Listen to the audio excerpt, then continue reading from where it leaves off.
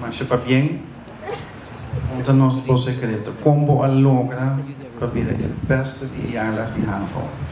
Boa noite. Hobby, disciplina e sacrifício. A sua pergunta, produção mais e conferência.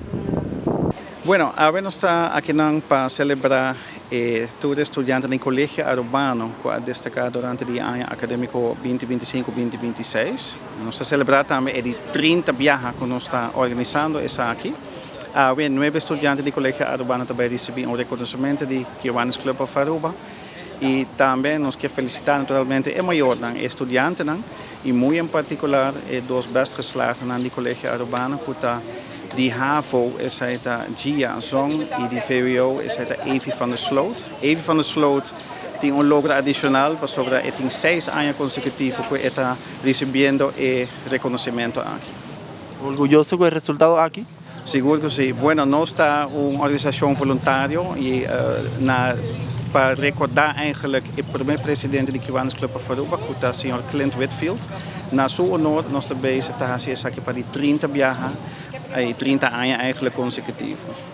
Nós estamos orgulhosos de agora invitar a noite do Kiwanis Club of Aruba para o projeto de Clint Whitfield Outstanding Student Awards. Estrena para o qual está costume acaba para 3 anos, lo está apresentando o Legacy Award na estudante não.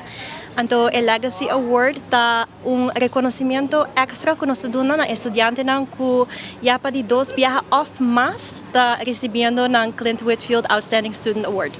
Nós começamos com 3 anos passados, agora que nós tem algum estudante não que ganha o Outstanding Student Award mais que viagem, nós pensamos que é uma ideia super legal para dar reconhecimento extra. Então, a ideia está para seguir com isso aqui.